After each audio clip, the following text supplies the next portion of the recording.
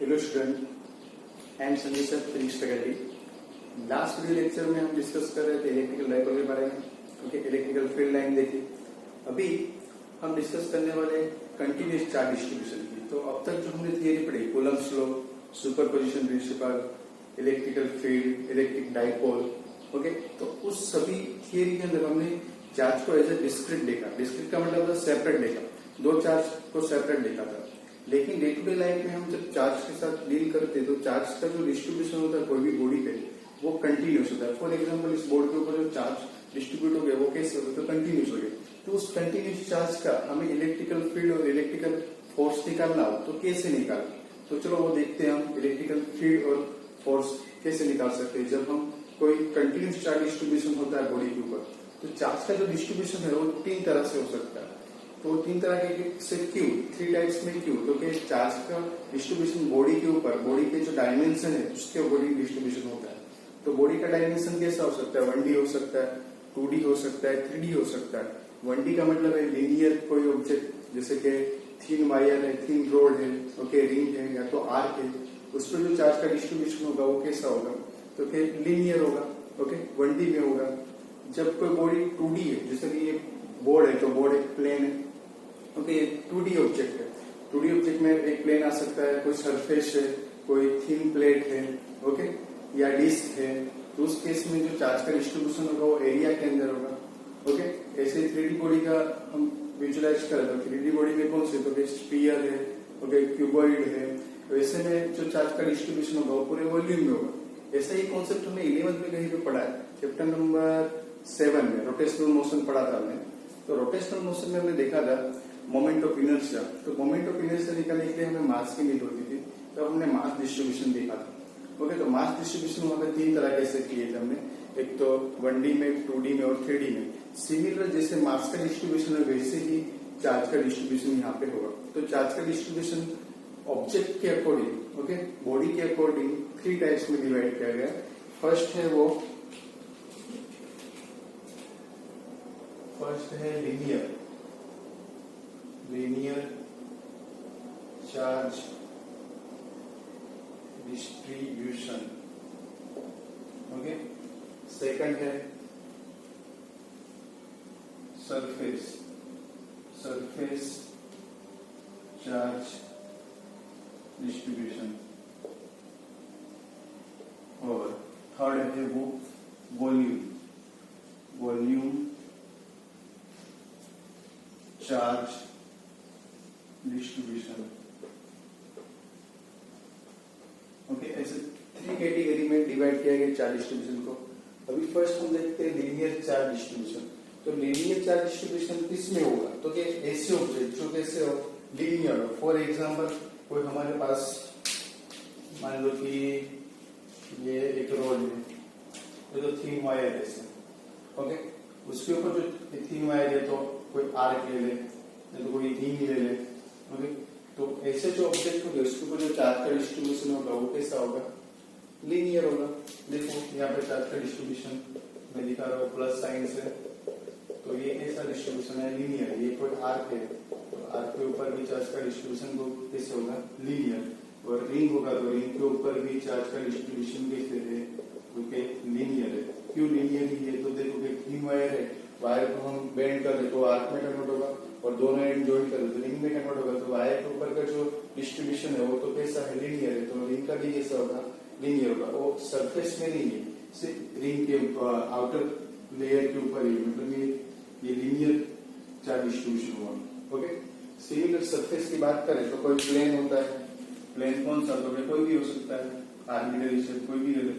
तो कोई प्लेन है अपने पास 2D ऑब्जेक्ट के लिए, ये 2D, ये 1D और ये 3D ऑब्जेक्ट के लिए, ओके।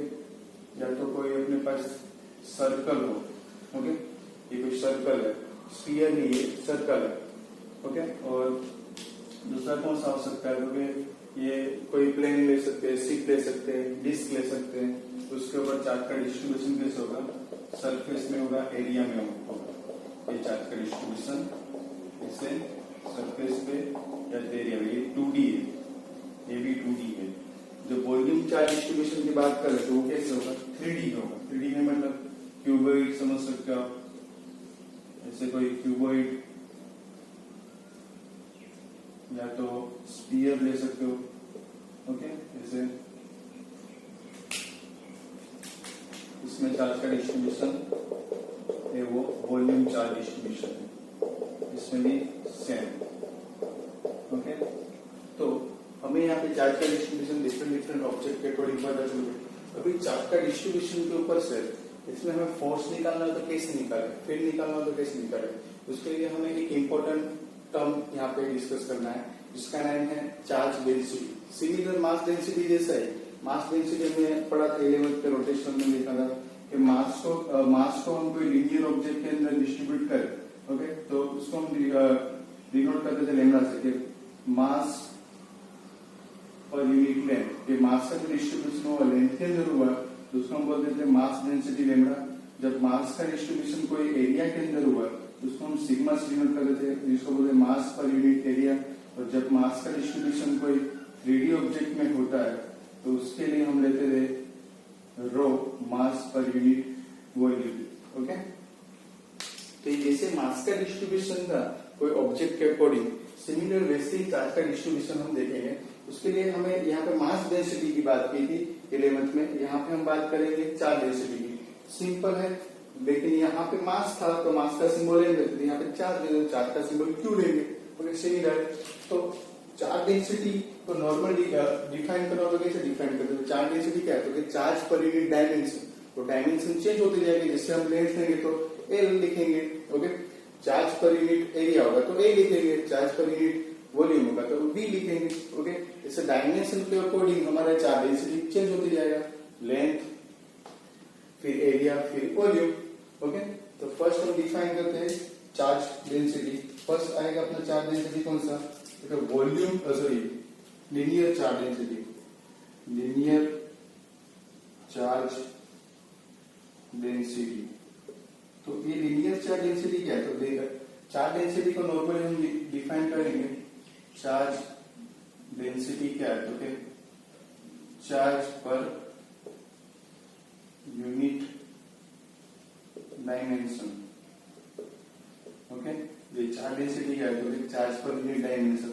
जब लीनियर चार्ज डेंसिटी की बात करेंगे तो वो क्या होगा? Charge per unit length. जब वॉल्यूम चार्ज डेंसिटी की बात करेंगे चार्ज पर यूनिट वॉल्यूम।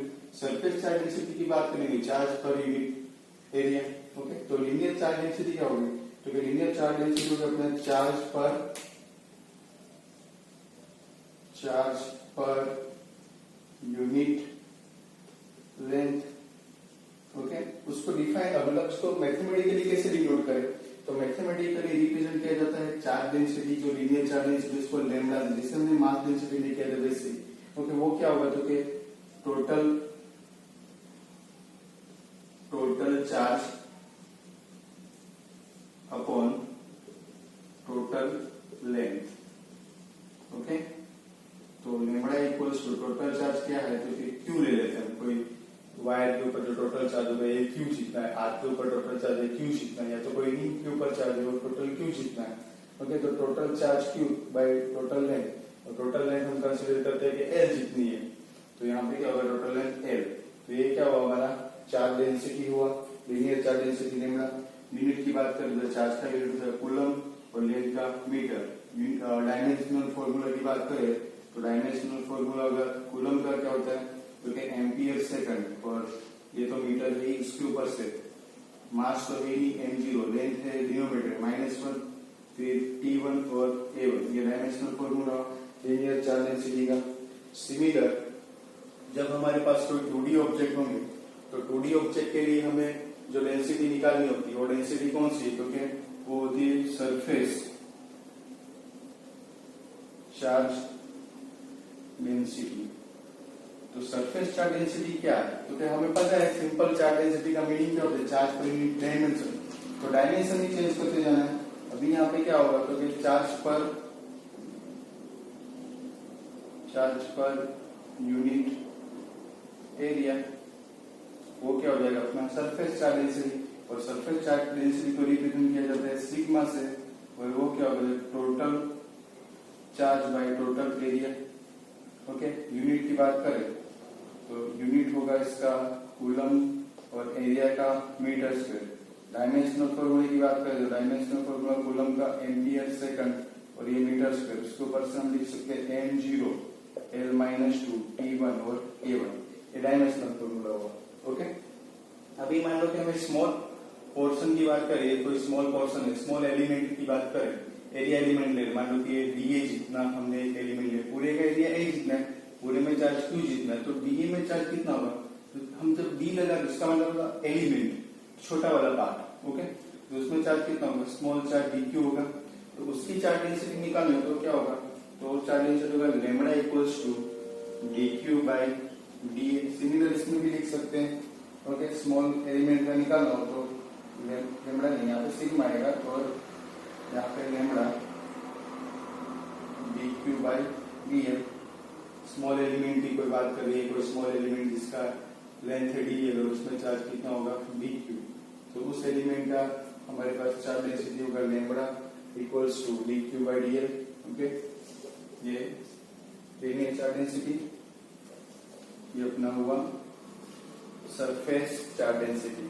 और लास्ट में वॉल्यूम चार्ज डेंसिटी। तो वॉल्यूम चार्ज डेंसिटी क्या है?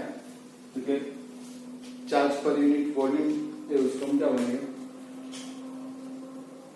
Volume charge density. ओके, ये पर्टिकुलर डायमेंशन में कितना चार्ज डिस्ट्रीब्यूटेड हुआ उसको ही हम क्या बोलते हैं? Charge density. तो चार्ज डेंसिटी में हम बात करें वॉल्यूम चार्ज डेंसिटी की, तो वॉल्यूम चार्ज डेंसिटी क्या होगा? तो क्या charge per unit volume, charge per unit volume. Okay, उसको हम क्या बोलेंगे? Volume charge density. और इसको डिनोट किया जाता है रो से, और वो होगा total charge upon total volume. Okay, तो रो इक्वल्स टू टोटल चार्ज कितना है कोई बॉडी के ऊपर, तो हम कंसीडर करते हैं Q जितना, टोटल वॉल्यूम है V जितना, तो total charge Q, total volume V। Okay, और यूनिट की बात करें तो यूनिट क्या होगा? यूनिट होगा चार्ज का कूलम और वॉल्यूम का मीटर क्यूब। उसके ऊपर से डायमेंशनल फॉर्मूला निकाले, कूलम का एम्पियर सेकंड होता है, हमें पता है, मीटर क्यूब। ओके, यहाँ पे देखो कि m0 L-3 T1 और A1। ओके, डिनोमिनेटर में इसलिए -3 है यहाँ पे। डायमेंशनल फॉर्मूला होगा। स्मॉल एलिमेंट की बात करें, कोई इसमें स्मॉल एलिमेंट कंसीडर करें, ये कोई स्मॉल एलिमेंट लिया वॉल्यूम का, उसको हम dV से डिनोट करें, उसके अंदर का चार्ज क्या होगा? dQ होगा। ओके, तो रो इक्वल्स टू स्मॉल एलिमेंट की डेंसिटी क्या होगी? तो फिर dQ बाय dV, इसमें टोटल चार्ज dQ जितना है, उसका वॉल्यूम टोटल कितना है? dV जितना है। इसलिए स्मॉल एलिमेंट का जो हम डेंसिटी निकाले तो होगा rho equals to dQ by dV। तो ये तीन हमारे चार्ज डिस्ट्रीब्यूशन हुए। कौन से? तो linear charge distribution, surface, volume. और उसको डिफाइन करने के लिए हमने डेंसिटी की बात की, चार्ज डेंसिटी। चार्ज डेंसिटी की तीन तरह से होगी, क्योंकि डायमेंशन के अकॉर्डिंग उसको क्लासिफाई किया गया। Okay, linear charge density, surface charge density और वॉल्यूम चार्ज डेंसिटी। इंपॉर्टेंट है क्योंकि डेरिवेशन इसके ऊपर से हम न्यूमेरिकल्स भी कर सकते हैं। ओके, 1 मार्क्स क्वेश्चन भी आ सकते हैं, तो ये हमें याद रखना है, चार्ज डेंसिटी।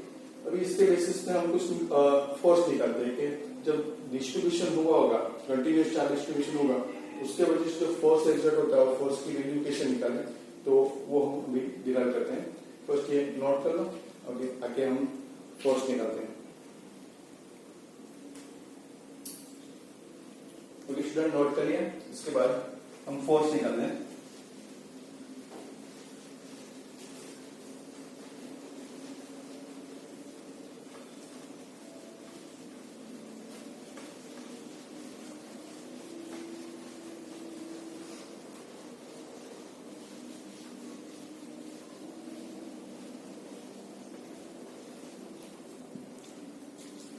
मान लो कि फर्स्ट लेते हैं लीनियर ही लेते हैं, लीनियर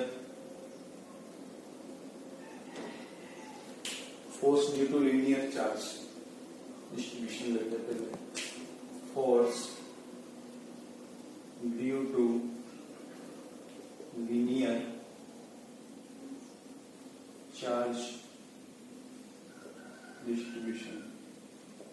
ओके, फर्स्ट फर्स्ट हमने force due to linear charge distribution, उसके लिए हम क्या करते हैं, तो एक कार्टेशियन कोऑर्डिनेट सिस्टम लेते हैं। ये फर्स्ट कार्टेशियन कोऑर्डिनेट सिस्टम, ये अपना एक्स वाई प्लेन है। ओके, एक्स वाई प्लेन में ओरिजिन ओ के रिस्पेक्ट में कोई आर पोजीशन पे हमारे पास कोई आर पोजीशन वेक्टर पे कोई हमारे पास लीनियर ऑब्जेक्ट है, जैसे कोई लीनियर ऑब्जेक्ट है। इस लीनियर ऑब्जेक्ट पे मास का जो डिस्ट्रीब्यूशन, चार्ज का जो डिस्ट्रीब्यूशन हुआ वो लीनियर हुआ, तो इसमें लीनियर चार्ज डिस्ट्रीब्यूशन ऐसे हुआ, पॉजिटिव चार्ज डिस्ट्रीब्यूट किए पूरे लेंथ के ऊपर। ओके, इस लेंथ के ऊपर जो चार्ज का डिस्ट्रीब्यूशन हुआ, इस चार्ज डिस्ट्रीब्यूशन की वजह से कोई दूसरे पेज चार्ज के ऊपर फोर्स हमें निकालना, तो कैसे निकालें, तो डायरेक्टली हम कूलम्ब्स लॉ अप्लाई नहीं कर सकते। कूलम्ब्स लॉ डिस्क्रीट चार्ज के लिए अप्लाई कर सकते, दो सेपरेट चार्ज, दो पॉइंट चार्ज के ऊपर का जो फोर्स निकालना था तब हम कूलम्ब्स लॉ अप्लाई करते थे। तो यहाँ पे हमें थोड़ा डिफरेंट जाना पड़ेगा। ओके, तो मान लो कि कोई लोकेशन ये P है, वहां पे कोई टेस्ट चार्ज Q नॉट है। ओके, ये अपना पोजीशन वेक्टर ले लेते हैं, ये R1 और ये R2। ओके, तो इसके ऊपर का हमें फोर्स निकालना है, इसके वजह से इसके ऊपर जो फोर्स लगेगा वो फोर्स की वैल्यू निकालनी है। तो कैसे निकालें, तो पहले तो पूरे लेंथ का नहीं ले सकते, हमको छोटा सा हमें एलिमेंट लेना पड़ेगा। तो एलिमेंट हम इसमें कोई कंसीडर करते हैं, छोटा सा एलिमेंट E1, जिसको हम dl बोलेंगे, जिसके अंदर का चार्ज होगा वो dq जितना, पूरे के ऊपर चार्ज है qg। ओके, तो छोटे एलिमेंट से जो फोर्स लगेगा स्मॉल चार्ज के ऊपर, सॉरी टेस्ट चार्ज के ऊपर, स्मॉल चार्ज की वजह से इसके ऊपर जो फोर्स लगता है वो हमें पता है क्या है, तो फोर्स है F equals to K Q1 Q2 upon R square, ये कूलम्ब्स लॉ में हमें पढ़ा था। ओके, तो फोर्स का फॉर्मूला यहाँ पे कैसे डिराइव करेंगे, तो F इक्वल्स टू हम लिख सकते हैं छोटे एलिमेंट के, इसलिए हम लिखेंगे df equals to K, first charge है अपना छोटा चार्ज dq और सेकंड चार्ज है Q नॉट, और डिस्टेंस दोनों के बीच का हम कंसीडर कर रहे थे ये R जितना ही है। ओके, R वेक्टर है लेकिन हम स्केलर में लिख रहे हैं, इसलिए यहाँ पे R। ओके, पूरा हम स्केलर में लिखेंगे, बाद में उसको वेक्टर में कन्वर्ट कर सकते हैं। अभी हमें पूरे ओवरऑल ये वायर की वजह से कितना फोर्स लगेगा वो निकालना हो, तो कैसे निकालना है, तो क्या हमें इंटीग्रेशन करते हैं दोनों साइड, तो df का इंटीग्रेशन करेंगे लेंथ के साथ, पूरी लेंथ का इंटीग्रेशन करेंगे तो हमें क्या मिलेगा, टोटल ये वायर की वजह से इसके ऊपर जो फोर्स लग रहा है वो मिलेगा। ओके, तो फॉर्मूला क्या बनेगा, तो F equals to integration over length की बात करें, पूरे लेंथ के ऊपर का इंटीग्रेशन करते हैं। ओके, वैल्यू डाल देते हैं K dq Q nought upon R square. Okay, यहाँ पे अभी देखो कि dq हमें पता नहीं है, इसके ऊपर चार्ज डेंसिटी हमें पता है लेमड़ा, तो उसके ऊपर से लिख सकते हैं, तो कि F इक्वल्स टू, यहाँ पे हमें एक दूसरी बात भी याद है कि जब फोर्स निकालते हैं या तो इंटीग्रेशन करते हैं तो उस टाइम पे हम क्या करते हैं, कांस्टेंट को इंटीग्रेशन से बाहर लिखते हैं। तो यहाँ पे K कांस्टेंट है, ओके, Q नॉट एक कांस्टेंट है, डिस्टेंस R है दो चार्ज के बीच का, वो भी कांस्टेंट है। कांस्टेंट है वो नहीं है वो। ओके, कांस्टेंट क्या क्या है, तो K कांस्टेंट है, dq कांस्टेंट है, R है वो कांस्टेंट नहीं है, R मतलब दो चार्ज के बीच का डिस्टेंस। अभी यहाँ का लिया तब भी R है, यहाँ का लिए तो कुछ चेंज हो जाएगा, यहाँ का लिए तो चेंज हो जाएगा, मतलब ये R कांस्टेंट नहीं है, वेरी कर रहा है, इसलिए वो इंटीग्रेशन में ही रहेगा। ओके, तो यहाँ पे हम लिखेंगे dq और R स्क्वायर। अब ये dq है, इसकी वैल्यू हम चार्ज डेंसिटी की टर्म में लिख सकते हैं, तो लिख सकते हैं लैम्बडा इक्वल्स टू क्या होता है, total charge by total length. Okay, तो dq को सब्जेक्ट बनाए तो लैम्बडा डी आएगा, ये सब्स्टिट्यूट करें यहाँ पे तो फोर्स का फॉर्मूला बनेगा F equals to K Q not integration में lambda dl upon R square, ये पूरे लेंथ का इंटीग्रेशन है। ओके, ये अपने पास वैल्यू पुट की। अभी लैम्बडा थी तो लैम्बडा तो चार्ज डेंसिटी है, वो तो कांस्टेंट रहती है, एलिमेंट है वो चेंज होते रहते, इसलिए लैम्बडा को भी हम क्या करेंगे, इंटीग्रेशन से बाहर, मतलब K लैम्बडा Q नॉट पूरे लेंथ का इंटीग्रेशन और 1 अपॉन R स्क्वायर, तो ये फोर्स मिला हमें। ओके, सिमिलर आप फील्ड निकालना चाहो तो फील्ड भी निकाल सकते हो, इलेक्ट्रिकल फील्ड कैसे निकालो, तो F equals to sorry E equals to F by Q nought, पर यूनिट चार्ज को जो फोर्स लगता है उसको हम इलेक्ट्रिकल फील्ड बोलते हैं। तो electrical field equals to F की वैल्यू क्या है, K lambda Q nought upon Q not integration 1 upon R square, पूरी लेंथ का, इसलिए सब इसमें यहाँ पे इंटीग्रेशन L लिखा। ओके, E इक्वल्स टू क्या बनेगा, K lambda integration 1 upon R square, तो ये अपने क्या मिलेगा, इलेक्ट्रिकल फील्ड। तो मतलब में ये लीनियर चार्ज डिस्टेंस से हमें जो फोर्स एक्सर्ट होता है वो मिला। सिमिलर आप निकाल सकते हो सरफेस का और वॉल्यूम का। आप ट्राई करना सिमिलर डायग्राम बना के, similar process same to same, लेकिन डेंसिटी चेंज हो जाएगी। सरफेस कर ले तो एरिया का आएगा, यहाँ पे वॉल्यूम लोगे तो ये वॉल्यूम चार्ज डेंसिटी आएगी। ओके, नोट करो। नेक्स्ट टू आपको कुछ ट्राई करना है। ओके, सिमिलर है। ओके स्टूडेंट, नोट करो।